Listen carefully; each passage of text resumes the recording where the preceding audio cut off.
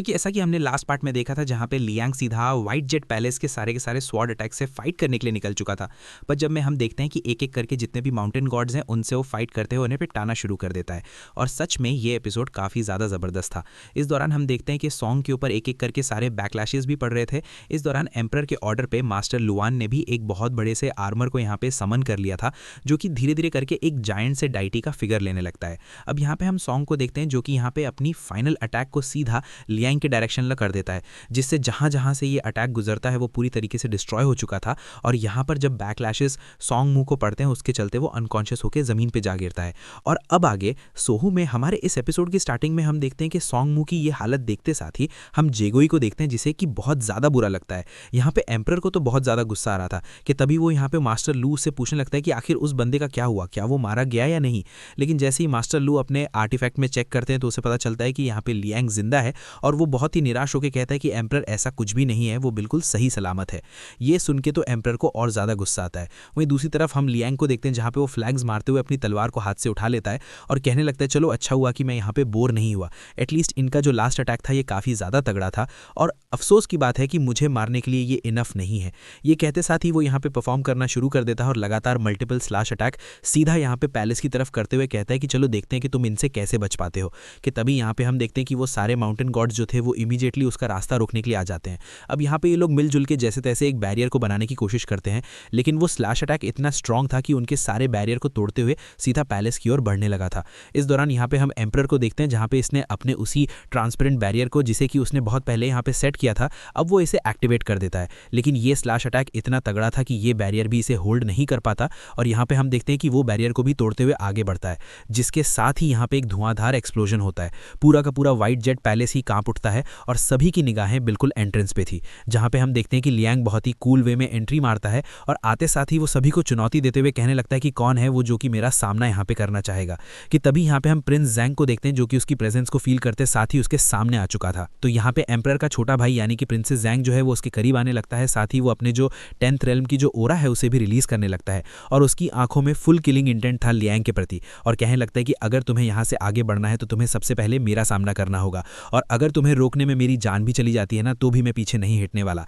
Liang उसे देख के हंसता है और कहने लगता है कि पर मुझे तो तुमसे लड़ने में कोई इंटरेस्ट नहीं। और तभी वो ऊपर की तरफ देख के कहने लगता है कि एम्परर चुपचाप मेरे सामने आ जाओ, मेरा वक्त बहुत ज़्यादा कीमती है और वैसे भी मैं बोर हो चुका हूँ, मुझे बस जल्द से जल्द इस मिशन को अंजाम दे के वापस जाना है और अगर चाहते हो कि मैं कोई सीन क्रिएट ना करूँ तो बेहतर होगा कि चुपचाप घुटनों के बल आके मेरे सामने माफ़ी मांग लो और एक्सेप्ट करो जो कुछ भी तुमने किया है और अगर तुम नहीं आए तो तुम्हारी इस पूरी की पूरी डायनेस्टी और पैलेस का मैं क्या हाल करता हूँ ये तुम अच्छे से देख लेना। ये कहते साथ ही वो उसे 10 तक की गिनती का टाइम देता है और उल्टी गिनती शुरू करते साथ ही वो सबसे पहले सामने खड़े बंदे पे अटैक कर देता है। और यहाँ पे हम देखते हैं कि लॉर्ड जैंग के ऊपर जब ये अटैक पड़ता है तो वो अपने हाथों से उसे काउंटर करने की कोशिश करता है। इस दौरान उसका इंपैक्ट फील करते साथ ही वो समझ जाता है कि लियांग कोई मामूली बंदा नहीं है। पर यहाँ पे लॉर्ड जैंग को अपने ग्रैंड मास्टर की बताई गई टेक्निक पे बहुत ज़्यादा भरोसा था और वो कहने लगता है कि अभी तो तुम देखो कि मैं तुम्हारा क्या हाल करता हूँ। ये कहते साथ ही वो उस स्लैश अटैक को अपने पूरी जी जान से रोकने में लग जाता है। जो देखते साथ ही यहाँ पे हम लियांग को देखते हैं जो कि उससे कहने लगता है कि तुम्हें क्या लगता है ये मेरी फुल स्ट्रेंथ है? अभी तो मैंने अपना असली जलवा दिखाया नहीं है और अपनी दोनों ताकत को तुम्हारे ऊपर आजमाया भी नहीं और तुम अभी से इतनी बड़ी बड़ी डींगे हाँक रहे हो। वैसे तुम्हारे बारे में मैंने सुना था कि तुम मुंह के बहुत बड़े वाले बड़बोले हो, पर क्या कहा, यहाँ के लोग बता रहे थे कि तुम इतने ज़्यादा स्ट्रांग हो कि तुमने अपने सिंगल स्ट्राइक से ही जो मास्टर जी हैं उनकी हालत ख़राब कर दी थी। हाँ क्या बात है, मास्टर जी को अगर कोई बंदा अपने एक हाथ से निपटा सकता है तो क्या हुआ, तुम्हारी मेरे सामने हवा क्यों टाइट हो रही है। यहाँ पे हम देखते हैं कि उस बंदे की हालत बहुत ज़्यादा ख़राब हो चुकी थी। वो यहाँ पे उसके स्लैश अटैक को रोकने तो जाता है लेकिन यहाँ पे इसके ओरिजिन सोल जो है वो कोलैप्स होने के साइन देने लगी थी, जिसके चलते उसे काफ़ी ज़्यादा पेन हो रहा था और तभी वो काफ़ी ज़ोरों से चिल्लाता है। वो उसकी चिल्लाने की आवाज़ सुनते साथ ही एम्परर इमीडिएटली उसी आर्मर वाले डाइटी को उसकी तरफ रवाना कर देते हैं ताकि वो उसकी जान बचा ले। बस फिर क्या, ये डाइटी आता है और आते साथ ही घुमा के एक अटैक करके सीधा जो लियांग का स्लैश अटैक था उसका रुख मोड़ देता है। यहाँ पे हम देखते हैं कि जैसे ही इस आर्मर वाले डाइटी को लियांग देखता है तो वो समझ जाता है कि ये तो असल में मॉइस्ट क्लैन से बिलोंग करने वाला बंदा है और फिर उसका असली नाम लेते हुए कहता है कि अच्छा वही मैं सोचूं कि आखिर इन लोगों के पास मॉइस्ट आर्मर कहाँ से आ गया। जिसमें वो कहता है कि हाँ आप शायद सही समझे लेकिन मैंने मास्टर जी के कहने पर ही इस काम के लिए राजी हुआ था और मैंने ही इस पैलेस को बनाने में मदद की। अब यहाँ पे मास्टर जी का जैसे ही लियांग जिक्र सुनता है तो उसे काफ़ी ज़्यादा गुस्सा भी आता है और बुरा भी लगता है। इसी के साथ लियांग आगे कहता है कि तुम लोगों को तो शर्म आनी चाहिए कि अभी भी मास्टर जी के नाम को यूज़ कर रहे हो। इसी के साथ लियांग को गुस्सा आ जाता है और वो घुमा के सीधा एक जोर अटैक उसके आर्मर पे कर देता है, जिसके चलते आर्मर बीच से चटकना शुरू कर देता है और अगले ही पल ये पूरी तरीके से चकनाचूर हो जाता है। ये देख के तो मास्टर लून पूरी तरीके से दंग रह चुका था, लेकिन अगले ही पल इस अटैक का इंपैक्ट इम्पैक्ट उसे भी जाके पड़ता है, जिसके चलते वो बुरी तरीके से इंजर्ड हो चुका था। और तब तक हम देखते हैं कि वो स्लैश अटैक भी आगे बढ़ जाता है, और जैसे ही वो slash attack white jet palace से टकराता है तो इतना तगड़ा वाला इंपैक्ट रिलीज होता है कि जो व्हाइट जेट पैलेस है ये बिल्कुल कोलैप्स होने के साइन दिखाने लगता है, और अगले ही पल व्हाइट जेट पैलेस जो है वो बीच से 2 टुकड़ों में बंटने लगता है।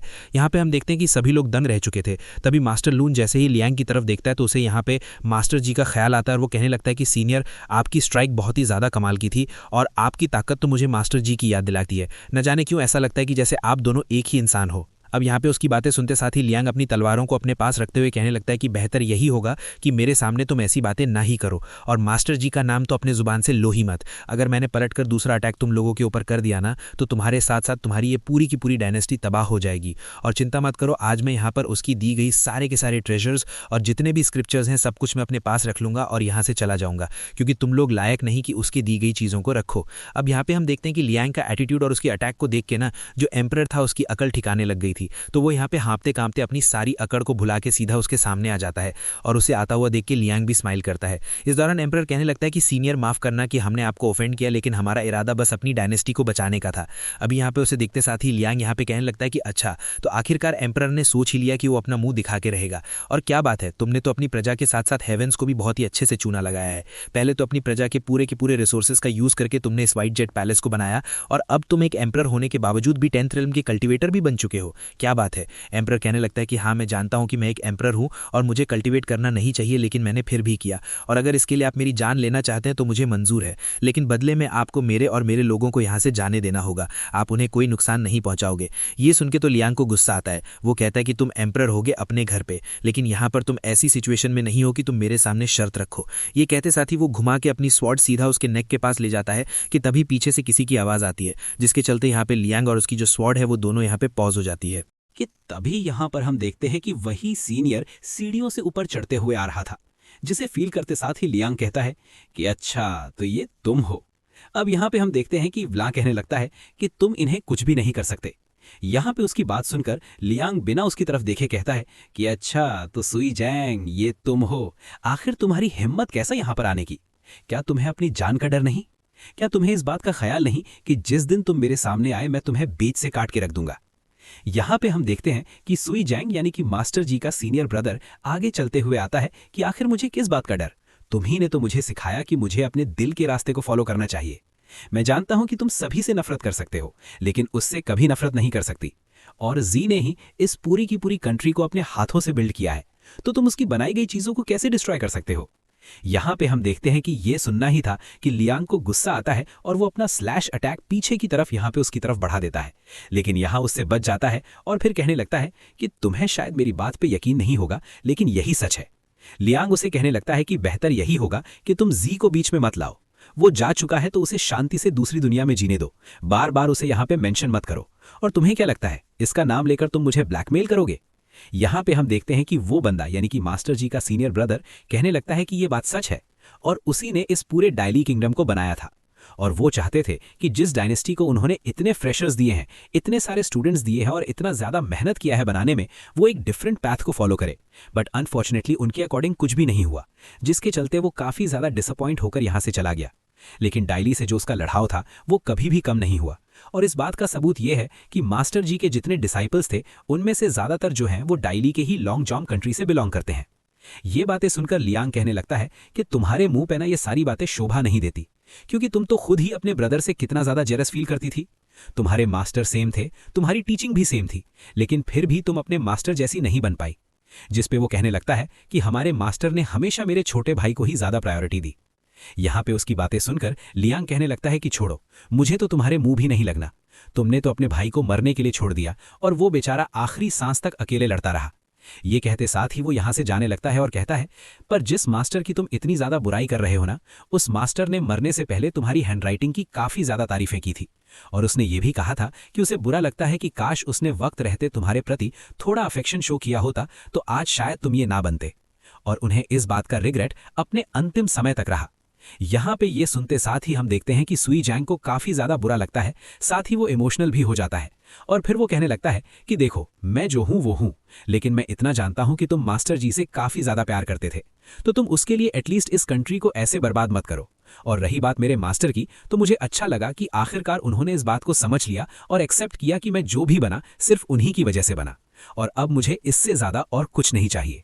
ये कहते साथ ही वो यहाँ पर एक अलग ही कॉन्शियसनेस में बिल्कुल खोसा जाता है और बड़बड़ाते हुए यहाँ से जाने लगता है। अब यहाँ पे उसे जाता हुआ देखकर लियांग अपनी तलवार को जैसे ही इसकी म्यान में रखता है, तो यहाँ पर इससे इतना पावरफुल इंपैक्ट रिलीज होता है कि यहाँ पर एम्परर समेत बाकी सब पीछे की तरफ उड़े चले जाते हैं। यहाँ पे हम देखते हैं कि ये जो इम्पैक्ट था ये इतना ज्यादा खतरनाक था कि लियांग ने सीधा उसके जितने भी मरीडियंस थे उनको भी बहुत बुरी तरीके से डैमेज कर दिया। एम्परर तो खुशकिस्मत था कि वो अभी भी जिंदा और सही सलामत है और अपने पैरों के बल खड़ा है, जिसके साथ ही लियांग कहने लगता है कि अगर आज यहाँ पे सुई जैंग ना आता ना, तो मैं तुम्हारे साथ साथ तुम्हारे इस डायनेस्टी और तुम्हारे इस व्हाइट जेट पैलेस, इन सभी को कब का निपटा के रख देता। इसी के साथ सीन शिफ्ट होता है और हम एल्डर लियो को देखते हैं, जहां पर इसे बहुत बुरी इंजरीज हुई थी, लेकिन यहां पर उस डाइटी ने आकर इसकी जान बचा ली थी। अब यहां पर उस डाइटी बेबू को बताया जाता है कि असल में कि उसके जाने के बाद उसके जो गोल्डन स्टैच्यूज के पीसेस थे जिसे कि पानी में फेंक दिया गया था, उसे एक खूबसूरत सी लड़की ने कलेक्ट किया और उससे जब तक हुआ तब तक उसने उन्हें संभाल के रखा। लेकिन फिर जब उसकी मौत हो गई तो वो काफी सारे रीइंकार्नेशंस के साथ गुजरी और जिसके चलते वो अपनी मेमोरीज को खो चुकी है।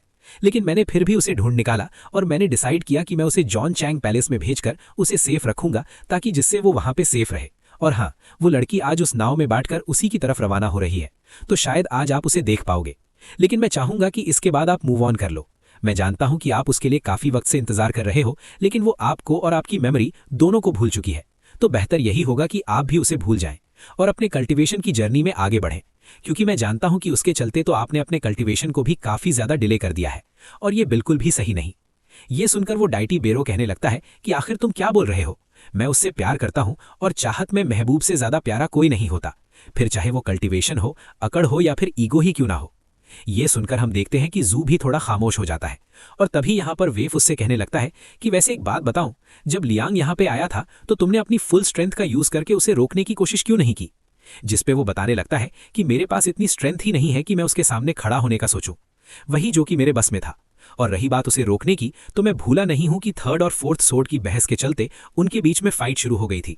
तो इस ट्रेजेडी को रोकने का दम किसी में नहीं था सिवाय लियांग के, और कैसे उसने आकर इन दोनों को पूरी तरीके से शांत कर दिया। और इस मैसिव बैटल के बाद लियांग उसी वॉल के ऊपर चला गया जिसे कि the great wall of sword ची कहा जाता है, जिसके बाद वो और ज्यादा ताकतवर बन गया और उसे एक लेजेंड के रूप में देखा जाने लगा। यहाँ पे ये लोग लियांग के ऐसे ही कारनामों के बारे में बात करने लगते हैं और फिर एंड में जू कहने लगता है कि वैसे तुम लकी हो कि तुम उसके अटैक से बच गए। अब तुम सभी के सामने प्राउडली कह पाओगे कि मैं वो बंदा हूं जिस पे लियांग ने अटैक किया था, लेकिन मैं फिर भी सर्वाइव कर गया। यहाँ पे हम देखते हैं कि दोनों एक दूसरे की फिरकी लेने लगते हैं। वहीं दूसरी तरफ हम लियांग को देखते हैं, जहां पर आसमानों से उसके मास्टर की आवाजें उसे सुनाई देती है, जो कि उसे डांटते हुए कहने लगता है कि आखिर तुमसे किसने कहा कि तुम मॉर्टल रेल्म में वापस जाओ?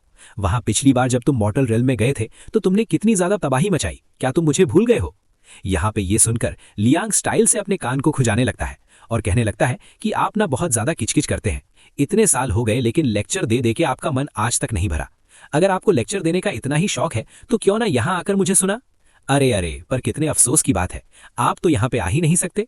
ये कहते हुए वो हंसता है और कहने लगता है कि ठीक है, फिर मैं ही वहां पे आ रहा हूँ। इसी के साथ वो यहाँ पर बाओ पिंग की सोर्ड को एम्परर को देते हुए कहने लगता है कि ये मेरी दोस्त बाओ पिंग की सोर्ड है, जिससे कि मैं और तुम्हारी इस पूरे की पूरी डायनेस्टी को खत्म करने वाला था। लेकिन अब लगता है कि मुझे यहाँ से जाना होगा।